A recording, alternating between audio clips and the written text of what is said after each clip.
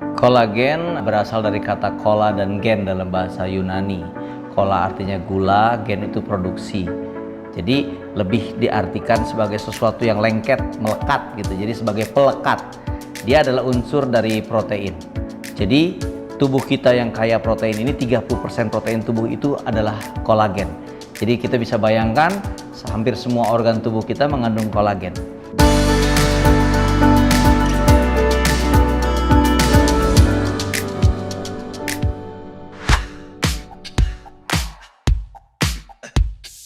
Di rambut misalnya, kolagen itu ada di akar rambut, sehingga kalau cukup kolagen di situ rambut tidak mudah rontok.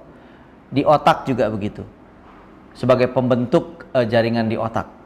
Di mata itu di kornea, itu fungsi kolagen ada di situ, sehingga elastisitas kornea itu selalu bagus bila kolagen jumlahnya cukup.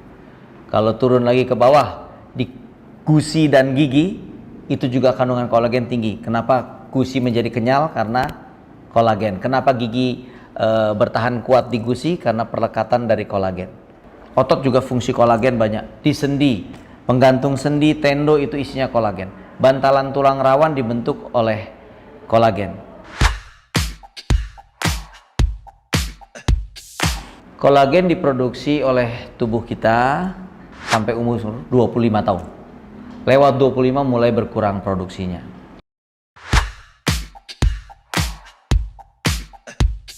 Disesuaikan dengan usia tentu jenis kelamin, beban pekerjaannya, aktivitasnya.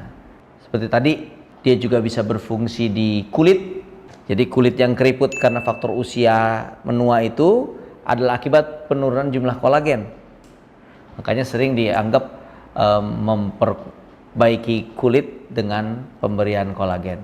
Yang terutama pembuluh darah. Elastisitas pembuluh darah itu kolagen. Jadi pembuluh darah yang mengeras karena kurang kolagen menyebabkan tekanan darah tinggi, serangan jantung, dan lain-lain. Tulang, mencegah osteoporosis. Kolagen adalah perekat dari kalsium pada tulang itu. Jadi bisa dibilang tulang itu bisa menyatu, direkatkan karena jumlah kolagennya cukup. Jadi kekurangan itu akan menyebabkan osteoporosis.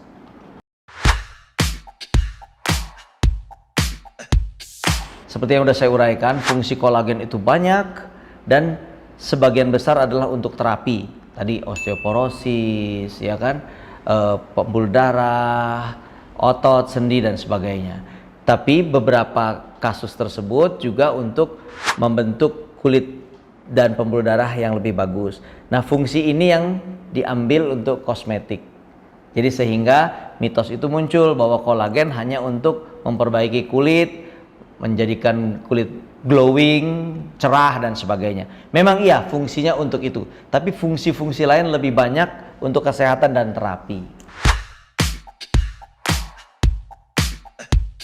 Yang pasti terapi kolagen yang paling baik adalah sesuai dengan kebutuhan seseorang.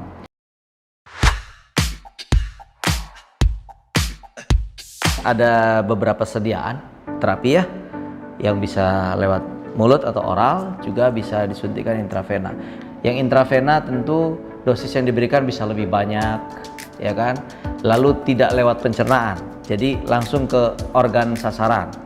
Sedangkan lewat mulut, dosis yang masuk lebih sedikit, makanya lebih untuk maintenance, bukan untuk terapi. Tapi lewat pencernaan, tidak semuanya diserap sempurna. Tapi keuntungannya bisa siapapun menggunakan kalau lewat oral, lewat mulut.